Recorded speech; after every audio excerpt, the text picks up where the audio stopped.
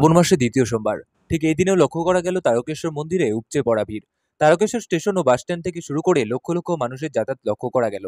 সকাল থেকে আবহাওয়া ভালো থাকায় যাত্রীরা ভালোভাবে মন্দিরে পুজো দেন। বিভিন্ন প্রান্ত থেকে যাত্রীরা এই তারকেশ্বর মন্দিরে প্রতিবছর শ্রাবণ মাসে পুজো দিতে আসেন। তারকেশ্বর প্রশাসনের পক্ষ থেকে আগত যাত্রীরা যাতে ভালোভাবে পুজো দেন সেদিকে লক্ষ্য রাখা হয়। পরিবহন ব্যবস্থা থেকে শুরু করে খাবার জল ছিল পর্যাপ্ত পরিমাণে। চলুন আমরা শুনে নেব তারকেশ্বর মন্দিরে পুজো দিতে আসা যাত্রীরা সংবাদ মাধ্যমকে কি বললেন। বলছি দাদা, আপনারা কতজন এসেছেন আর কোথা থেকে এসেছেন? দাদা আমরা ডায়মন্ড থেকে এসেছি, ডায়মন্ড ফলতা থেকে। আমরা টোটাল 16 জন। তো আমরা প্রত্যেক বছর এখানে আসি, অলরেডি 7-8 বছর ওভার হয়ে গিয়েছে। তো এবছরও ফের রিটার্নভাবে আমরা এলাম। তো আমাদের কাছে এখানে অনেক প্রত্যেকবারই আসবে, বাবার কাছে জল দিই। তো এক বছর আমরা মানত করেছিলাম যে বাবাকে আমরা স্বয়ং নিয়ে আসবো এখানে, এখানে সমর্পণ করবো, যেখানেও করে পুজো টুজো করে জল টল দিয়ে যাবো। তো তাই আজকে আমরা বাবাকে স্বয়ং সারাপুর থেকে এখানে চলে নিয়ে এসেছি। বলছি আপনাদের কোনো মানত ফানত ছিল? মানত বলতে গেলে আমরা তখন প্রতি বছরই আসি। তো সেই উপলক্ষে আমাদের নিজেদের মধ্যে একটা আশা ভাষা বা ভালোবাসার মধ্যে মহাদেবের উপর ভক্তির মধ্যে দিয়ে একটা মানত ছিল যে আমরা স্বয়ং মহাদেবকে নিয়ে যাবো কাঁধে চড়িয়ে। তো সেটাই আমরা আজকে সফল করতে পেরেছি। আপনার নামটা? আমার নাম রবীন বর। বাড়ি? বাড়ি গাজীপুর, ফলতা গাজীপুর, ডাউন।